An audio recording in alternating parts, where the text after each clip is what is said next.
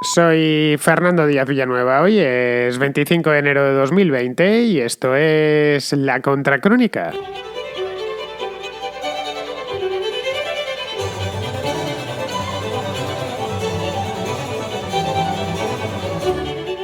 Bienvenidos a La Contraportada, a la edición de este sábado de La Contraportada. Hemos tenido 2 contraportadas este mes porque ha estado todo conforme a como debe de ir. Es decir, hemos podido hacer un contraplano, una contraportada y un contraplano. Vamos, la semana que viene no sé si caerá o no caerá. No, la semana que viene, el sábado, ya estamos en febrero, es decir, que es el último programa cultural de esta semana, aunque bien pensado, también la contrahistoria es cultural. Pero bueno, este programa, el de hoy, la contraportada, va exclusivamente de literatura, de cosas relacionadas con los libros, como bien reza el título, contraportada, no hace falta mucho más. La verdad es que el nombre le viene que ni al pelo, porque es casi una contraportada después de leer el libro, o antes de leerlo, pues uno echa un vistazo a lo que aparece en la contraportada. En el caso de que queráis participar, cosa que a mí me encanta que hagáis, por supuesto, porque los que dais el sentido a este programa, vamos, que sin vosotros no existiría, no digo más, pues tenéis que hacerlo en el siguiente número de WhatsApp. Tenéis que hacerlo mediante una nota de voz, no hace falta que os lo recuerde. El número de WhatsApp es el 690 827909. Hay que poner antes el +34 en el caso de que no esté vuestro teléfono móvil en España, porque es que si no, no me va a llegar. Las llamadas para la contraportada tienen que durar pues lo mismo que para la contrarréplica o para el contrasello, cualquier otro. Lo que pasa es que con la contraportada os podéis enrollar un poquito más, porque a veces pues 1 minuto o 2 minutos se quedan cortos para hablar de un libro y eso lo entiendo perfectamente. Eso sí, os pido por favor que se escuche bien. Eso es importante, es decir, que no haya ruido de fondo y no es necesario que gritéis, por supuesto, que también es irritante, pero que no habléis muy bajito. Ya sabéis, algunos que os tengo que rechazar la llamada porque directamente no la oigo ni con los auriculares puestos y al máximo de volumen. Así que ya sabéis, que no tenga ruido de fondo y que el volumen de la llamada, con la voz que le ponéis, pues sea la suficiente. Muy bien, pues con esto pasamos ya a la contraportada.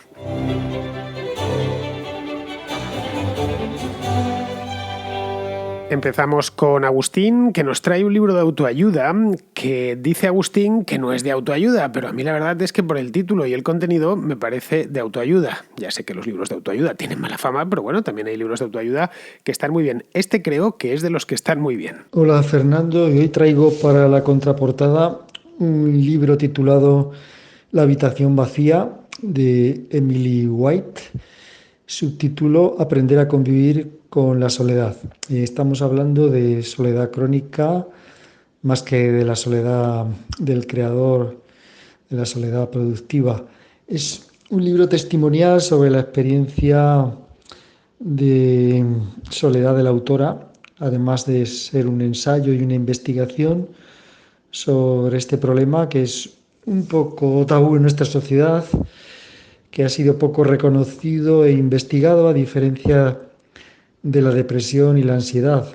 De hecho, a veces se ha confundido la soledad con la depresión en su diagnóstico. Bueno, que es un problema del siglo XXI. Cada vez más personas viven solas en nuestros países desarrollados. Paradójicamente, hay más conexiones virtuales y tecnológicas, pero más aislamiento.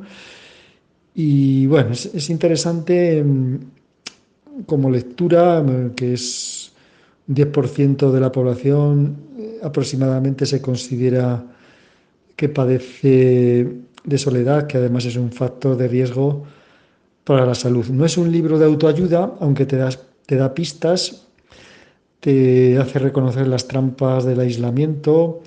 Es una buena reflexión también sobre la vida moderna, sobre los distintos tipos de soledad. Distingue una soledad afectiva, una soledad social. Bueno, sí, y te hace reconocer, bueno, las maneras de prevenirla. Os la recomiendo si os interesa el tema. Es de lo mejor que he encontrado en la materia. Y bueno, saludos de Agustín a todos los lectores. Hasta pronto. Pues mira, Agustín, no conocía este libro, ni su título, ni tampoco a su autora, nada, no conocía nada de este libro, ni que existía, vamos. Pero me parece un tema muy interesante y que da pie a múltiples reflexiones. La soledad, como bien sabemos todos, es una de las epidemias de nuestro tiempo. Y digo de nuestro tiempo porque históricamente los seres humanos nunca han estado solos. Podían estar con poca gente, porque la población hace 100 o 200, no digamos ya, hace 500 años era inferior a la actual, pero la gente no solía estar sola en las ciudades porque unos vivían encima de otros. Cualquier ciudad de la Edad Media o posterior pues estaba siempre con un gentío por la calle de aquí para allá, ¿no? Y luego en el campo no se podía estar solo porque todas las manos eran necesarias para sacar la cosecha adelante o cuidar del ganado, y además había una vida social muy rica en torno a las tradiciones, en España concretamente pues las procesiones, los oficios religiosos, etcétera, las festividades propias del pueblo. En cambio, ahora eso no es que haya desaparecido, ni mucho menos, pero lo que vemos es que hay muchísima gente sola. Es decir, hay un porcentaje considerable, más en unos países que en otros, en los que hay gente que pasa no un día, sino 2, 3 semanas sin hablar con nadie. Hasta hace no mucho, la verdad es que si seguimos reflexionando sobre este tema, se necesitaba a los demás para todo, para casi todo. Las familias eran numerosas, estamos hablando de nada, un par de generaciones a nuestra espalda.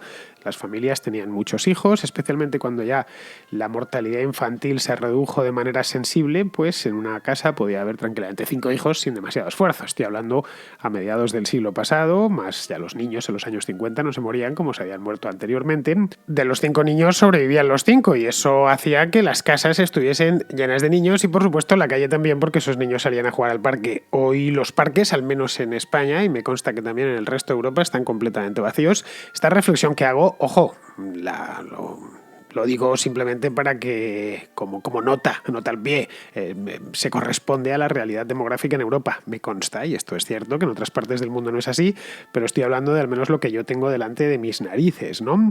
Pero bueno, el hecho es ese, que antes no existía la soledad, o era realmente extraña, y hoy es bastante normal. En España, con todo, se sigue haciendo todavía muchísima vida en la calle, eso es verdad. Cualquiera que visite el país, cualquiera de sus ciudades, además, en esto no hay mucha diferencia entre el norte, el sur, ni el interior, ni la costa. Las terrazas están llenas y nos gusta mucho socializar.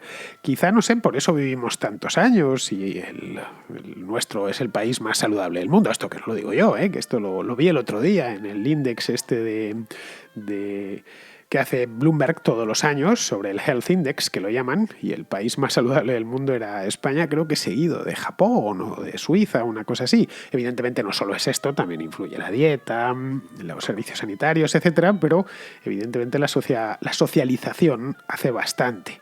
Pero bueno, que uno viaja por Europa y se le cae el alma a los pies. La vida social es mínima, tanto en las ciudades como, por supuesto, en el campo. Las ciudades tienen algo de actividad, si son grandes, evidentemente mucha actividad durante las horas de trabajo, y después automáticamente quedan vacías. No hay algo más en verano, que los días son más largos y se ve algo más de gente en la terraza, por la calle, pero durante la mayor parte del año no hay nunca nadie en ningún sitio. Y como tampoco hay niños, pues porque la cuestión de la natalidad no solo afecta a España, sino a toda Europa. En fin, que yo creo que se juntan en esto dos cosas. La primera es que no nos reproducimos, eso está claro, es decir, no hay niños y por lo tanto lo que llenaba las calles y lo que llenaba las casas, que eran los niños, pues ya no existen, o hay muy poquitos. Y luego por otro lado es que vivimos solos, muchísima gente vive sola, en el sur de Europa menos que en el norte, pero en general vive sola más gente de la que ha vivido nunca antes, yo creo que en toda la historia de la humanidad. Y la segunda es que muchas de las cosas que antes había que salir fuera a buscar, ahora las tenemos en casa. Con la irrupción del teletrabajo incluso, pues ya ni eso, ya no ni siquiera. Mucha gente tiene que salir a trabajar. No sé, cientos de miles de personas trabajan solas en casa. Ojo, entre las cuales me incluyo, ¿eh? Por la mañana yo hago todo mi trabajo en casa, esto mismo, está grabado aquí, así que no necesito ir a ningún sitio. Si tengo que salir es porque realmente tengo alguna cita o porque me esfuerzo a salir de casa, y como yo, le pasa a muchísima gente.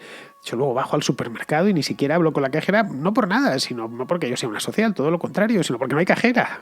Hay una máquina automática que te pesa los productos y te cobra con la tarjeta, ¿no? Y esto empezó hace unos años, empezaron a ponerlo por los supermercados y ahora están prácticamente todos, con algunas excepciones. Mercadona, por ejemplo, no lo tiene, sigue teniendo cajeras, pero el resto de cadenas tienen ya todas estas maquinitas. La verdad es que es más cómodo porque vas más rápido, pero bueno, vamos, que tienes que hacer algo menos de cola.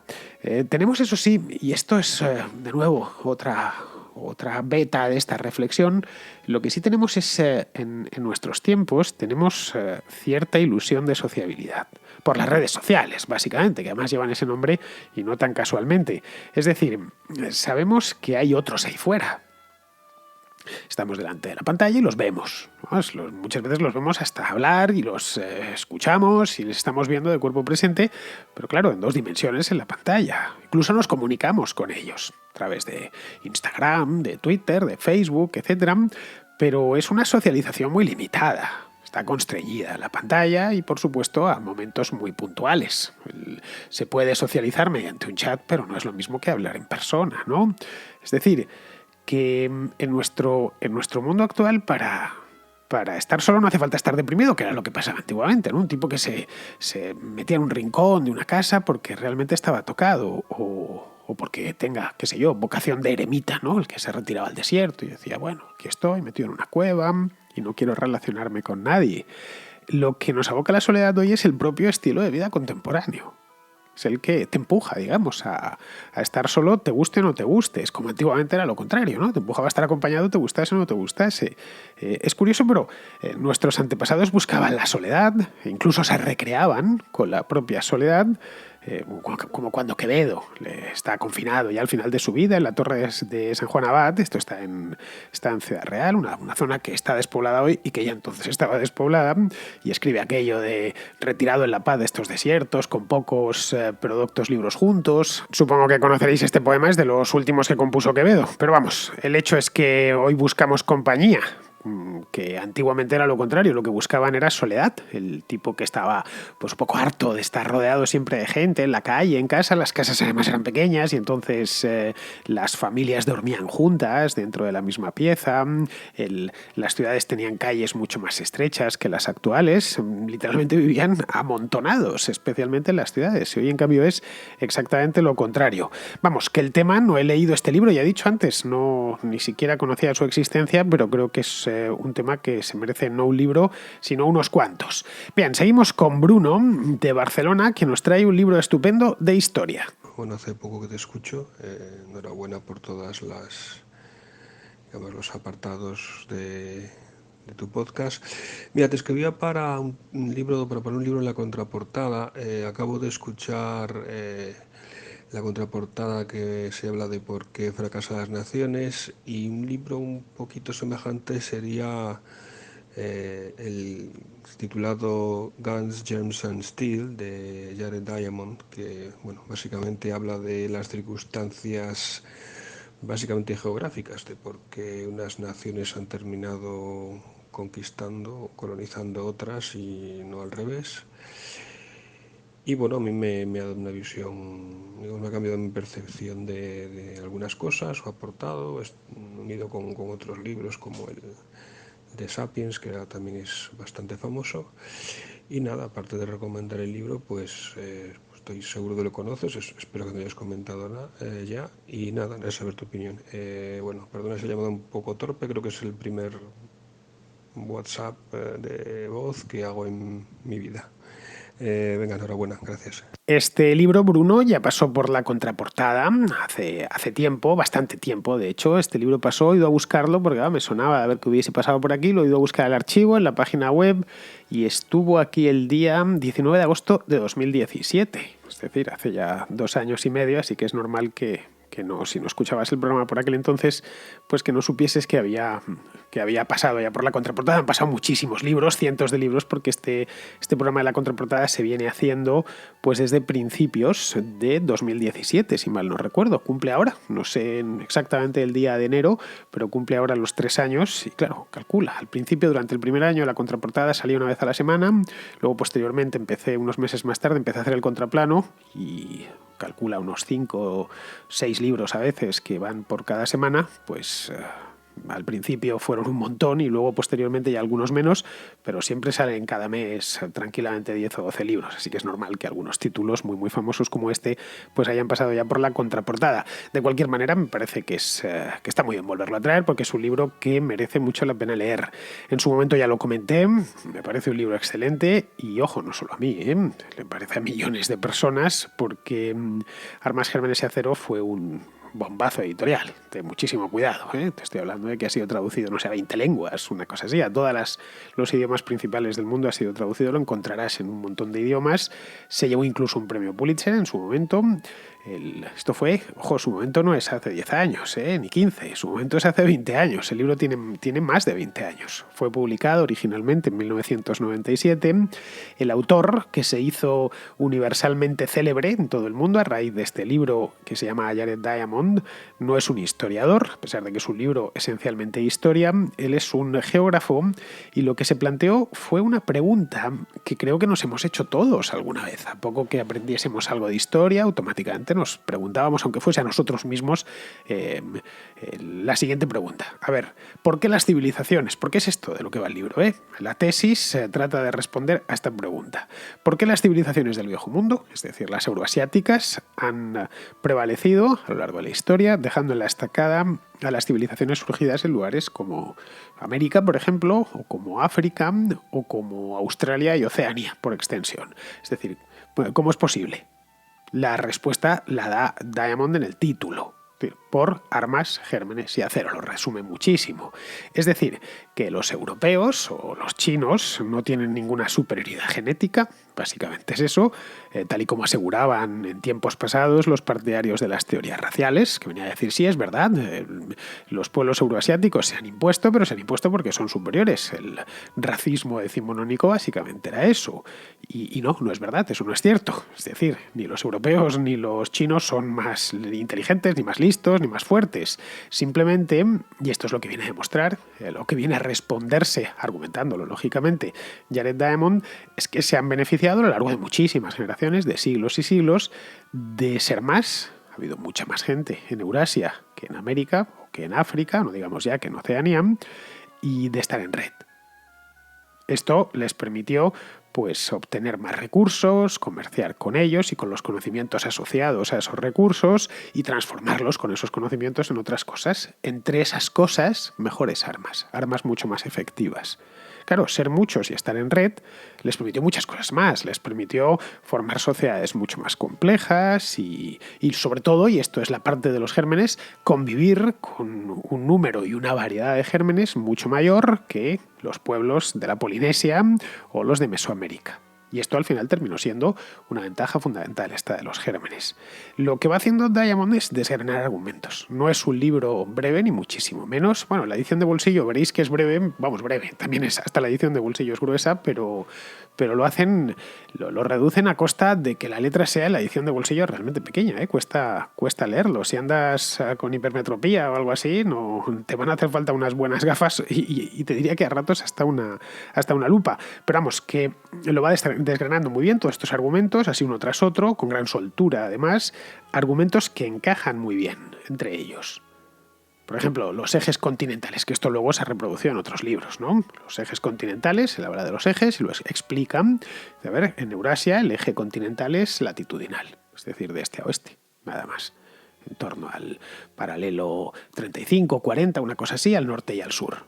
De hecho, no es casual que prácticamente todas las grandes ciudades del viejo mundo, desde, pues qué sé yo, Lisboa o Londres hasta Pekín y Tokio, están esencialmente en la misma latitud. En el caso de Europa están tiradas un poquitín más hacia el norte por la corriente del Golfo, pero aún así el Mediterráneo está en la misma latitud. Caray, Roma y Pekín están prácticamente en la misma latitud. O Estambul y Tokio están prácticamente en la misma latitud. Eso no es casualidad. Esto tiene implicaciones muy serias en la transferencia de conocimientos. Conocimientos de todo tipo, claro, religiosos, artísticos y también conocimientos agrícolas y ganaderos. Los cereales que empezaron a cultivarse en el creciente fértil, es decir, en Mesopotamia, en Egipto, pues cereales como el trigo o como la cebada, tuvieron un viaje latitudinal muy agradable. Se pudieron arraigar bien tanto al este de Mesopotamia como al oeste, es decir, como en la cuenca del Mediterráneo. Y algo similar sucedió con las especies animales domesticadas en el creciente fértil, que fueron, por cierto, casi todas. El caso del cerdo, de la oveja o el caballo. El caballo fue domesticado más al norte, en las estepas. Lógico, un caballo en la estepa es realmente útil, junto a un huerto pues no tiene una utilidad muy clara. El caballo no mucha, el mulo, es decir, si lo cruzas con un burro ya tiene alguna más porque es un buen animal de tiro, pero los caballos, sobre todo esos caballos que utilizaban los pueblos de las estepas para tirar, no sirven mucho. Pero bueno, que tener animales de tiro en la agricultura es realmente útil. Hasta la invención del tractor, los agricultores básicamente su principal máquina, entre comillas, eran los propios animales. Si vemos, por ejemplo, lo que sucedió en América solo domesticaron muy poquitas especies. De hecho, solo dos, que podamos hablar de grandes especies. Una fue la llama, algunas similares, como la alpaca o la vicuña, y otra el conejillo de Indias, lo que llaman el cuy, en países como Perú, que no se distribuyeron por el continente. Es decir, que los incas tenían llamas y las utilizaban, pero los mayas o los mexicas nunca conocieron las llamas, o jamás. Si tú a un maya le hubieras enseñado una llama, le hubiera producido la misma sorpresa que le produjo a un español. De hecho, probablemente más, porque el español, a fin de cuentas, ya había visto animales domesticados de cierto tamaño, como por ejemplo lo que iba subido, es decir, como el propio caballo, mientras que el maya no había visto un animal doméstico de semejante porte. Bien, pues todas esas ventajas, que como vemos fueron unas cuantas, dieron a los pueblos euroasiáticos una posición de dominio, que evidentemente aprovecharon en su beneficio. Diamond lo resume muy bien, preguntándose por qué Pizarro llegó hasta el corazón del Imperio Inca y puso en jaque a Atahualpa, y no fue Atahualpa el que se plantó en el corazón del Imperio Español y puso en jaque a Carlos V. ¿Por qué razón? Y a partir de ahí, pues, empieza ya a desgranar todas sus razones, que por cierto está muy bien, es un libro muy recomendable. Y se sigue editando, por cierto, no tenéis que buscarlo en librerías de viejo ni nada de eso. Lo publica la editorial Debate. Bueno, la editorial Debate es un sello de Penguin. La edición de bolsillo, por cierto, sale, esta que os digo que tiene la letra tan pequeñita, sale por 10 euros, pero la tenéis también en edición normal.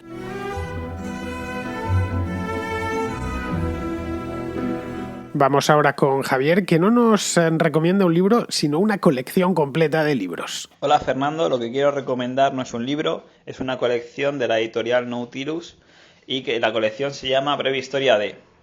En esta colección tienen publicados diferentes títulos sobre temas de historia y son libros aproximadamente de unas 200 páginas. Voy a nombrar algunos títulos de esta colección, por ejemplo, Breve Historia del Cristianismo, Breve Historia del Islamismo, Breve Historia de la Primera Guerra Mundial, Breve Historia de la Revolución Francesa.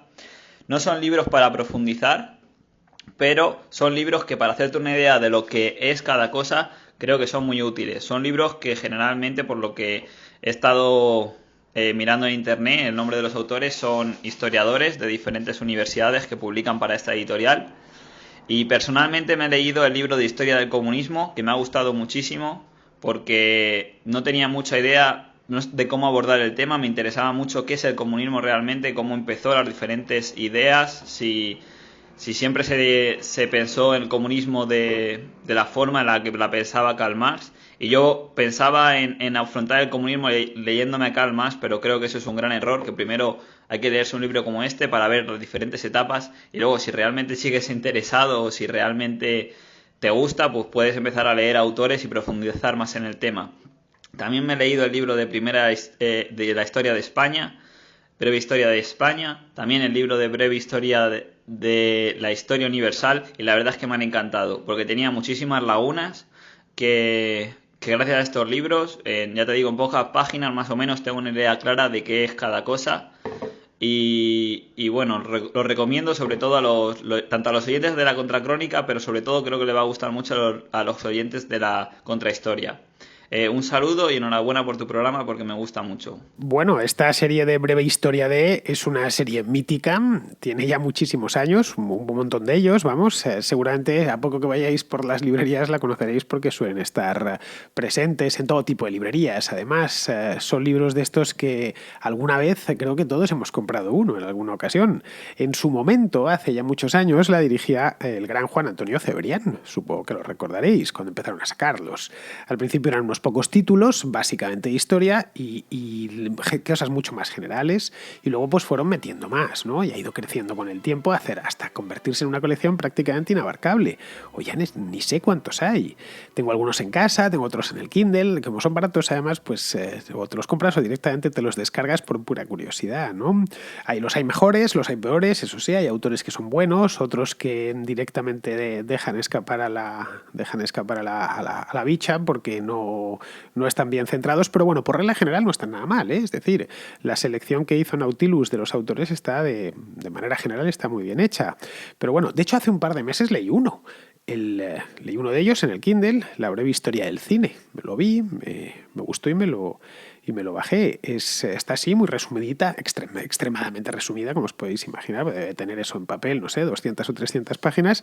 Pero vamos, al autor le entró todo lo principal. Lo que no me acuerdo es cuál es el autor de La breve historia del cine, pero bueno, que estaba muy bien. Si os interesa el tema, os lo recomiendo. Pero bueno, que tenéis en esta colección de Nautilus, tenéis breves historias de los temas más insospechados, ¿eh? Por ejemplo, tienen uno que es la breve historia de la vida cotidiana de la Iberia prerromana. Así, con un par, ¿eh? También tienen una breve historia de la vida cotidiana en el Imperio Romano, una breve historia de los tercios de Flandes, una breve historia de los grandes generales de la antigüedad. Ojo, estos son reales. Estoy de hecho en la página web de Nautilus y aquí se pueden ver todos en pequeñas miniaturas, ¿no? La página web, por si os interesa mirarla, es nautilus.com, pero no Nautilus con AU, sino no, como ahora en inglés, nautilus.com. Bueno, tienen bastantes colecciones. Esta la breve historia de pues es una de ellas, pero tienen muchas más. Casi todo yo creo que lo que tiene esta gente es tiene alguna cosilla por narrativa Nautilus, tal, pero lo principal me da la impresión que es historia insólita. Tienen otra historia incógnita, otra más que es breve, bueno, la breve historia, lógicamente, novela histórica, aunque hay otras cosillas, ¿no? Tienen, por ejemplo, una que se llama 1001 citas y frases ingeniosas sobre, pues como vemos, otra serie de estas inagotable, ¿no? De lo de las citas no he leído ninguna. Pero bueno, en la colección hay de todo. Hay desde temas amplísimos como la breve historia de la Segunda Guerra Mundial o de la Revolución Industrial, hasta biografías como la breve historia de Churchill, de Winston Churchill, la de Napoleón o la de Hitler, es decir, biografías que les han metido lo de breve historia de. Hay para todos los gustos. Está, por ejemplo, las tengo delante, está la breve historia de las cruzadas, por ejemplo. Otra más, la breve historia de la mitología griega, la breve historia de la Revolución Mexicana, del Imperio Austrohúngaro, de la Revolución Rusa, de la Guerra Civil Española. Estoy viéndolas aquí, cazándolas al vuelo. Otra de Blas de Lezo, por ejemplo, del románico, hay otra del gótico, de la literatura universal. Vamos, que me da a mí que esta editorial, que es pequeñita, por cierto, están en Madrid, los de Nautilus, vive casi de esta colección. Si tuviesen un poco de vista, pues digo, por si alguno de Nautilus me está escuchando, se anunciarían en la contrahistoria, porque ahí hago eso mismo, breves historias de. Garín y yo estaríamos encantados de hablar de sus libros después, por supuesto, de habernoslos leído, claro está. Es decir, no hablaríamos por hablar, escogeríamos uno, el que más nos gustase y lo leeríamos y, por supuesto, lo comentaríamos. Así que si hay alguno de Nautilus al otro lado, que lo sepa. Creo que la contrahistoria le viene, vamos, como un guante a esta serie concretamente. Incluso diría que alguna más, porque esto de las 1100 citas y frases pues tampoco está mal y así puedes leer unas cuantas en cada contrahistoria. En fin, vamos ahora con John y vamos si terminamos ya porque el programa al final me lo he comido. John nos trae un libro fantástico, pero no fantástico porque sea bueno, sino porque es de género fantástico. Ahora bien, para John, evidentemente, aparte de ser de ese género, que es de ese género, pues es una saga, no es un libro, son varios, una saga fantástica en el sentido de que es muy buena. Muy buenos días, Fernando. Gracias por tus programas. Cualquiera que sea, me los escucho todos, o sea que soy un oyente asiduo. Esto sería para la contraportada. Sería una recomendación para todo el mundo que le guste la fantasía épica. A mí es una cosa que me gusta mucho, la ficción y la fantasía. Serían las aventuras de Gotrek y Félix. Son una saga de unos 15 libros de el escritor William King, que luego ha sido continuada por Nathan Long. Son libros que están orientados hacia el mundo del Warhammer Fantasy. Es un universo estilo El Señor de los Anillos medieval, con razas de enanos, orcos, hombres rata. La verdad es que es muy, muy pintoresco. En las novelas la descripción de los personajes es muy sencilla, nos podemos hacer muy fácilmente una idea de cómo son cada personaje, tanto psicológicamente como físicamente. Son libros, son novelas que me gusta mucho leer porque son divertidas, son amenas, son rápidas, hay acción, hay mucho humor porque es un contraste entre lo que es el enano Gotrek, que es un mata trolls, que digamos un fanático porque busca una muerte gloriosa para expiar unos pecados que ha cometido que no se saben lo que son, y un humano que se llama Félix, que bueno, pues estando de borrachera cometió una imprudencia y estaba a punto de morir cuando este enano llegó y le salvó. Le juró seguirle hasta el final de sus días para contar sus andanzas en un poema épico, y el enano acepta. Entonces, pues ese es el contraste de la locura del enano contra la cordura del humano. El enano se lanza sin pensarlo hacia una muerte gloriosa y el humano no quiere morir de esa manera. Entonces, pues bueno, a lo largo de las 15 novelas suele ser eso. A mí me gusta mucho, o sea, lo recomiendo porque se hacen fáciles de leer y son pocas páginas, unas 280 páginas, se consiguen de manera digital, traducidos al castellano. Así que nada, a ver si alguien los lee y le gusta, o si alguien los conoce y le apetece contrastar un poco o comentar. Saludos y muchas gracias otra vez, Fernando. Pues no soy yo muy de ese género, John, de la fantasía, ni de la fantasía épica. De hecho, no sabía ni que existía esta colección. Pero vamos, he ido a buscarla a Amazon y la verdad es que hay un montón de títulos y muchísima afición, porque los comentaristas los ponen por las nubes. Mira, os leo algunos comentarios que tengo delante, aquí ahora mismo en la pantalla, sobre el primero de ellos, Las aventuras de Gotrek y Félix, primer omnibus. Bueno, pone, entretenido, bien escrito, te hace reír a menudo. La traducción está bien, hay algún pequeño error ortográfico aquí y allí, nada muy importante. Quizás se ahorraron el corrector, por el precio de la versión Kindle es una buena compra. La otra, recopilación de la pareja de héroes del universo Warhammer. Muchas horas de entretenimiento a un precio muy bueno. Una vez que empiezas, ya no puedes parar. Otra más. Una fascinante aventura de los dos personajes más icónicos del mundo Warhammer. Una historia divertida, aunque también es justo decir algo repetitiva, pero no hace que se empañe la experiencia. No te preocupes, bien, yo no me preocupo. Me parece que la recomendación, todo lo contrario, me parece que la recomendación que nos ha hecho John es una recomendación excelente. En fin, como veis, Gotrek y Félix hacen las delicias de los lectores. Puedo seguir leyendo, hay unas cuantas más y todas son positivas. De hecho, tienen, sabéis que esto de Amazon va por aparte de las valoraciones, les ponen una estrellita los lectores. Bueno, pues tiene, lo más que se puede tener son 5 estrellas, pues esta serie tiene 4,5 estrellas. Ojo, no todos los libros pueden decir lo mismo, que hay mucho libro por ahí que uno entra y ve que tiene una estrellita o 2 estrellitas y ya, la verdad, te lo piensas, cuando ves eso antes de dar al comprar, porque a fin de cuentas tanta gente no puede estar equivocada, ¿no? Si el libro si nadie te ha hablado bien de él y solo te fías de lo que aparece aquí, eso del sistema de las estrellas, de las valoraciones, funciona bastante bien. Por cierto, dan nota también, 4,6 sobre 5, es decir, que tendría casi un sobresaliente según los lectores, y yo me fío bastante más de los lectores que de los críticos. Muy bien, queridos amigos, pues con esto terminamos ya la contraportada de hoy y yo os emplazo a que regreséis por aquí mañana, que tenemos contrarréplica. Hasta mañana, amigos.